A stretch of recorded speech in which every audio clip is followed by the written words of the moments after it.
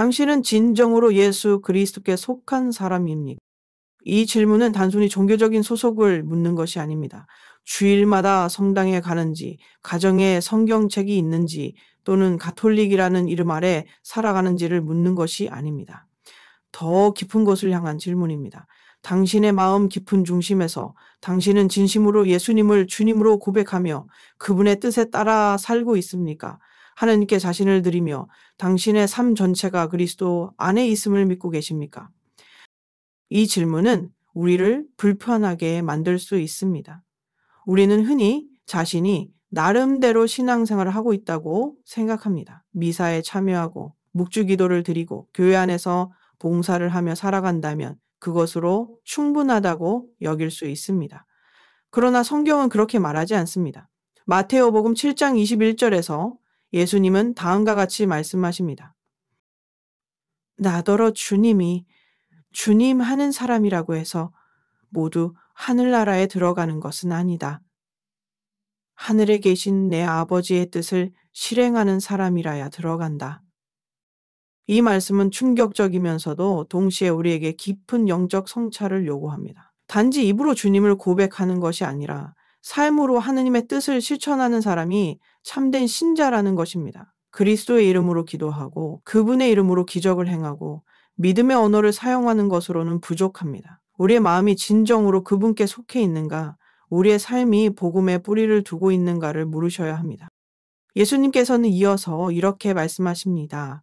그날이 오면 많은 사람들이 나에게 말할 것이다. 주님, 주님, 저희가 주님의 이름으로 예언하고 주님의 이름으로 마귀를 쫓아내고 주님의 이름으로 많은 기적을 행하지 않았습니까? 그러나 나는 그들에게 분명히 말할 것이다. 나는 너희를 전혀 알지 못한다. 불의를 행하는 자들아, 내게서 물러가라.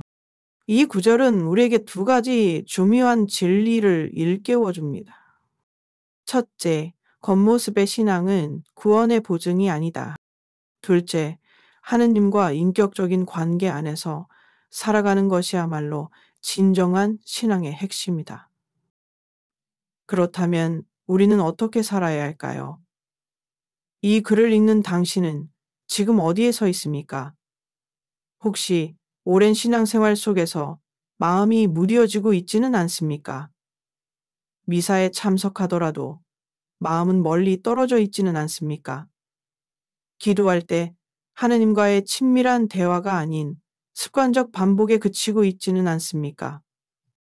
성경은 말합니다. 여러분이 믿음 안에 있는지를 스스로 시험하고 자신을 검토하십시오. 2코린토 13일 우리는 이 성찰을 두려움이 아닌 희망으로 시작해야 합니다. 하느님은 우리를 정죄하기 위함이 아니라 사랑으로 다시 부르시기 위하여 이 물음을 던지십니다. 그분은 당신을 창조하시고 예수 그리스도를 통해 구원하셨으며 지금도 당신을 영원한 사랑으로 초대하고 계십니다. 여기서 중요한 거는 우리가 현재 어디에 있느냐가 아닙니다. 우리가 지금부터 어디로 향하느냐입니다.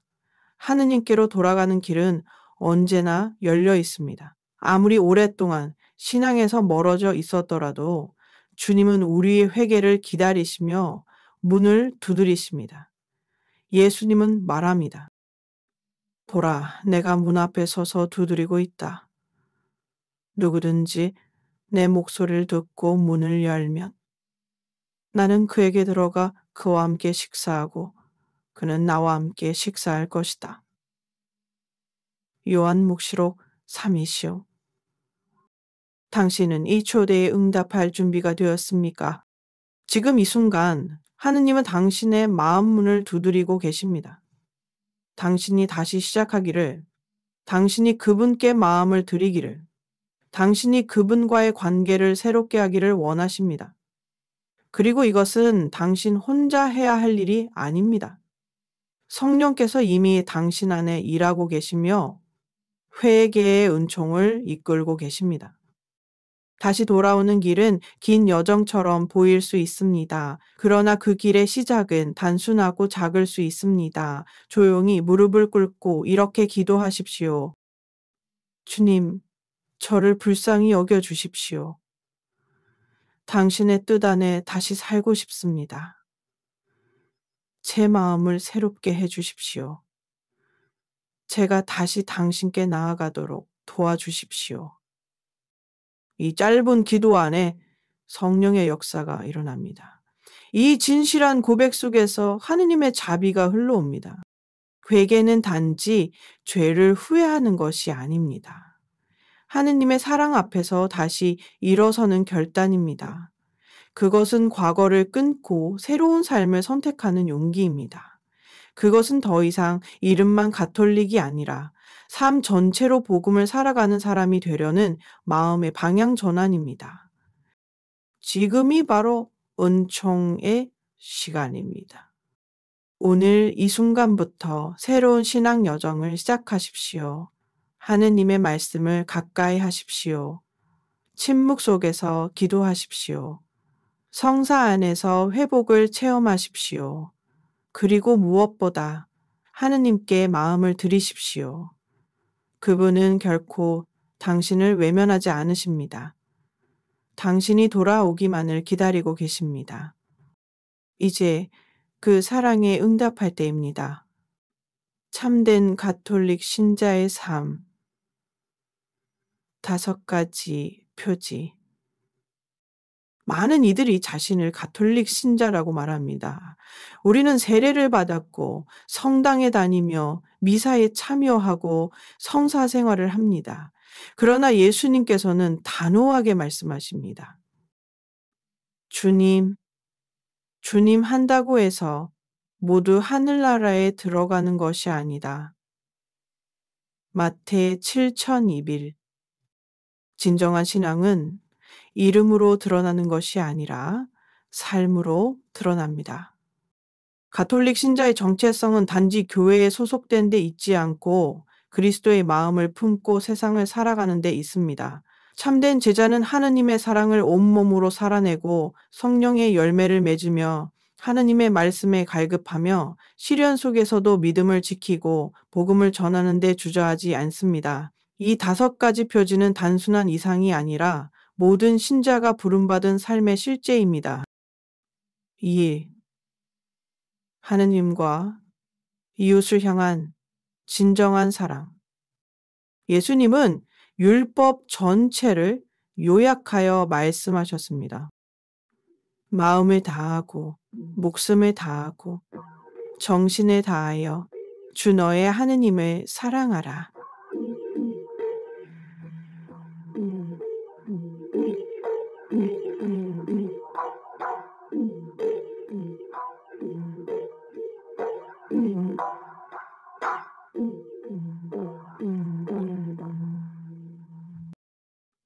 내 이웃을 너 자신처럼 사랑하라. 마태 22, 37, 39. 사랑은 신앙의 핵심이며 그 뿌리입니다. 하느님을 사랑한다는 것은 그분의 뜻을 내 뜻보다 앞세우는 것입니다.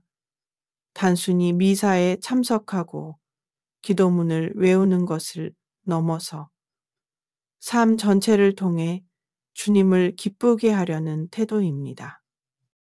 이 사랑은 실천과 희생을 동반합니다. 기도하고 주님의 말씀을 따르며 죄와 유혹 앞에서 주님을 선택하는 것을 말합니다. 또한 이웃에 대한 사랑은 불편한 사람, 상처 준 사람, 나와 다르게 살아가는 사람까지 품는 것을 의미합니다. 나이로비의 여성 클라라는 오랜 시간 이웃의 험담과 모욕으로 인해 깊은 상처를 받았습니다. 그러나 성령 안에서 기도하며 그녀는 용서라는 선택을 했고 먼저 손을 내밀어 화해를 청했습니다. 그 사랑은 그녀의 가족과 이웃 공동체에 깊은 감동을 주었고 상처의 자리에 치유와 평화를 심었습니다. 참된 사랑은 말이 아닌 결단과 행동이며 예수님께서 십자가에서 보여주신 그 사랑을 우리의 삶 안에 옮겨오는 것입니다. 2. 성령의 열매를 맺는 삶. 예수님은 좋은 나무는 좋은 열매를 맺는다고 하셨습니다. 마태 7:17. 믿음이 있다는 말은 중요합니다. 그러나 믿음이 우리 안에서 어떤 열매를 맺고 있는지가 더 중요합니다. 성령의 열매는 갈라티아서 5장에 다음과 같이 나옵니다. 사랑, 기쁨, 평화, 인내, 친절, 선함, 성실, 온유, 절제. 이 열매는 하느님의 은총 안에서 순종과 기도, 성사생활, 자기 부정의 훈련을 통해 조금씩 자라납니다. 그것은 성격이 좋은 것이 아니라 성령의 은혜에 자신을 내어 맡긴 결과입니다. 마닐라의 청년 파울로는 분노 조절이 되지 않아 친구들과 가족을 자주 상처 입혔습니다. 하지만 고해 성사와 매일의 기도, 영적 지도를 통해 조금씩 그의 말과 태도의 변화가 나타났고 인내와 온유가 그의 삶에 열매 맺기 시작했습니다. 이러한 변화는 단숨에 일어나지 않습니다.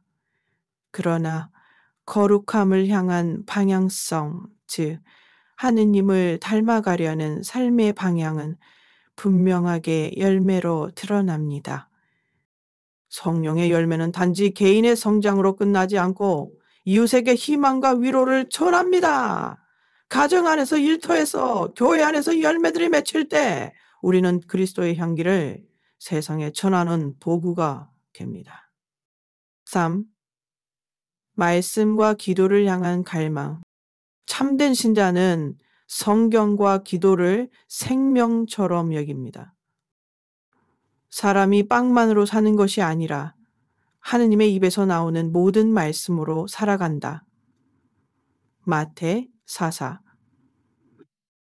성경은 단지 교리서가 아니라 하나님께서 우리에게 지금도 살아계심을 전하시는 말씀입니다. 시편 기자는 고백합니다. 당신 말씀은 제 발의 등불, 제 길의 빛입니다. 시편 1109천 해고 어청. 멕시코시티의 마리아는 처음엔 성경이 어렵고 낯설었습니다. 그러나 아들의 병을 통해 절망 가운데 주님의 말씀을 펼쳤고 시편의 구절 하나하나가 그녀의 마음을 울렸습니다. 이후 그녀는 매일 성경을 읽으며 위로와 힘을 얻었고 다른 이들과 말씀을 나누는 봉사자가 되었습니다. 또한 기도는 하느님과의 친밀한 교제입니다. 단지 입술로 읊는 형식이 아니라 하느님께 마음을 드리는 시간입니다. 성체의 조배, 묵주기도, 매일의 대화 안에서 우리는 하느님의 사랑을 체험하게 됩니다. 폴란드의 한 시골 본당 신부는 매일 성체 앞에서 침묵으로 기도하며 사목의 방향을 하느님께 맡겼습니다. 그의 공동체는 그 기도를 통해 위로와 희망을 얻었고 교회는 점점 살아나는 은총의 공동체가 되었습니다. 기도와 말씀은 우리 영혼의 호흡이자 빛입니다. 그것 없이는 우리는 쉽게 메말라지고 세상의 유혹에 넘어집니다. 4. 시련 속에서 견디는 믿음. 그리스도인의 삶은 언제나 평탄하지 않습니다. 예수님은 세상에서 환난을 겪겠지만 용기를 내어라. 내가 세상을 이겼다. 고 하셨습니다. 요한 16천 33. 시련은 하느님의 부재가 아닙니다.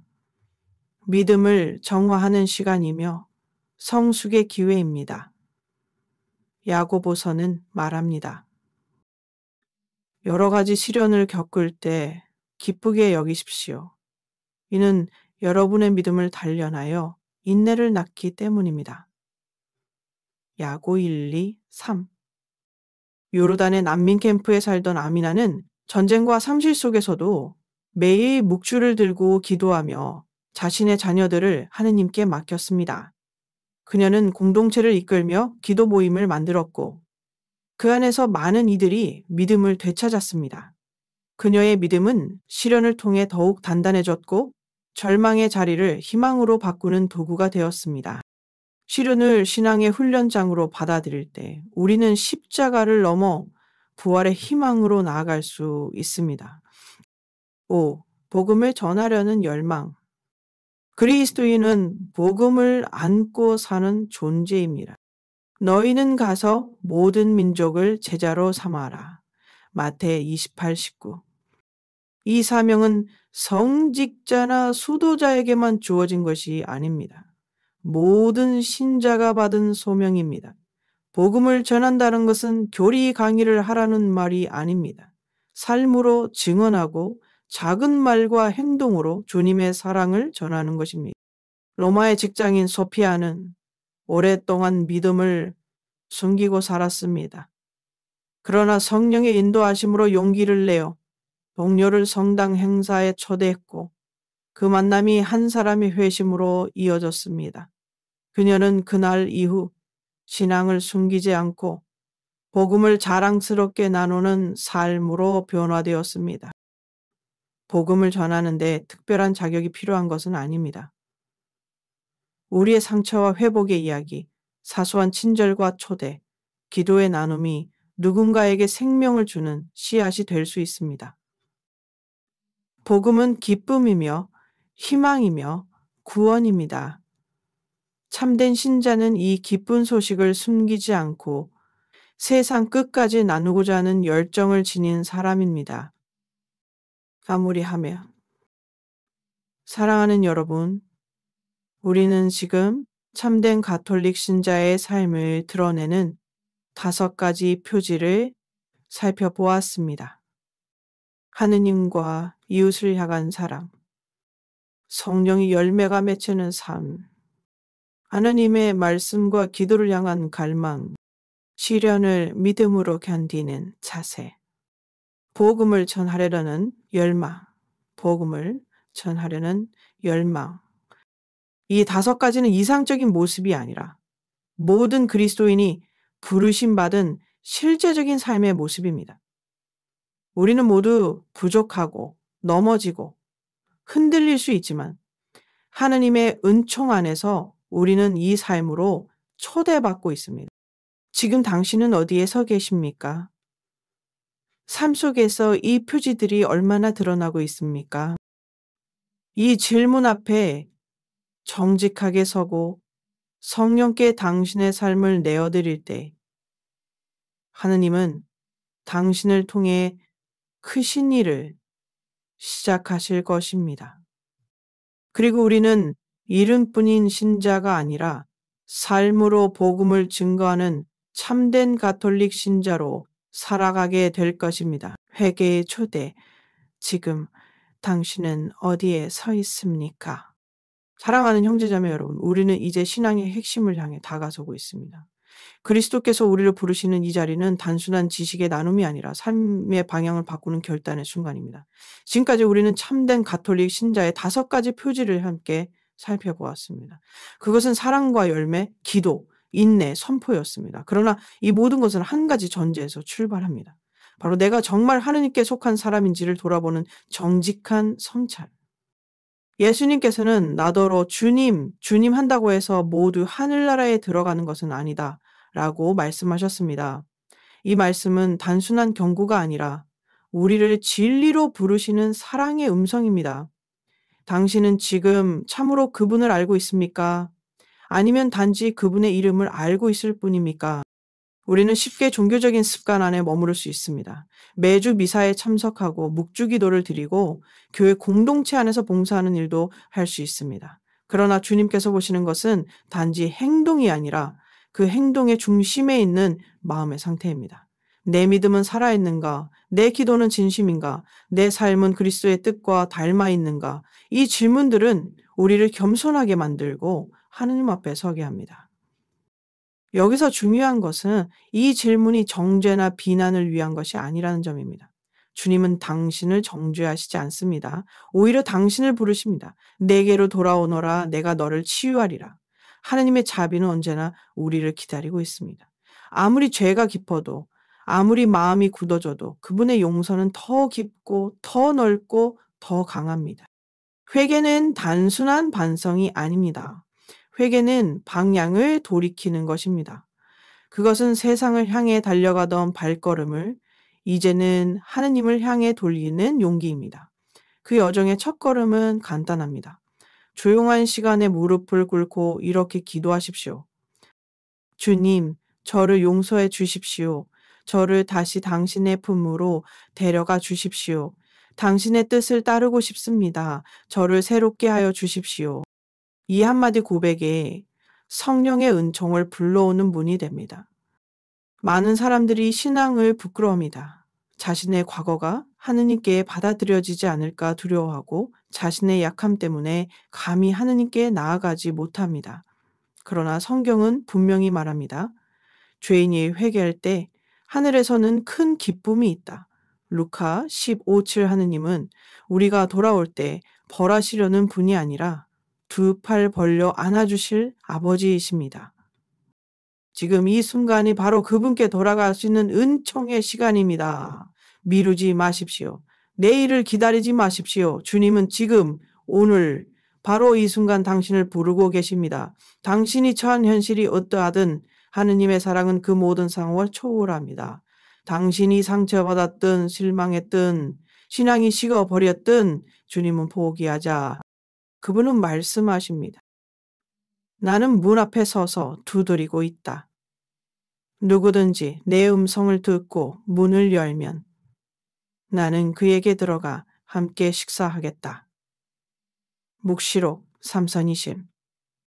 지금 당신의 마음의 문을 열겠습니까?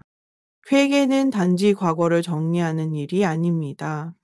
미래를 위한 하느님의 계획에 당신을 다시 초대하는 순간입니다. 성사 안에서 용서를 청하십시오. 성경을 다시 펴고 하느님의 말씀을 들으십시오. 매일의 기도 안에서 그분과 대화하십시오. 그리고 당신의 일상 속에서 작고 구체적인 변화들을 시작하십시오. 주님은 결코 먼 곳에 계시지 않습니다. 당신이 예, 주님, 제가 여기 있습니다. 라고 고백하는 그 자리, 바로 그곳에 주님은 함께 하십니다. 사랑하는 형제자매 여러분, 이제 우리는 선택의 자리 앞에 섰습니다. 하느님의 부르심 앞에서 우리는 무엇을 선택할 것입니까? 이름만 가톨릭으로 남을 것입니까? 아니면 삶 전체로 그리스도를 따르는 진정한 제자가 될 것입니까? 이 글이 당신의 마음에 다 하느님의 음성처럼 들리길 기도합니다. 지금이 바로 그분께 돌아갈 시간입니다. 지금이 바로 은총의 때입니다.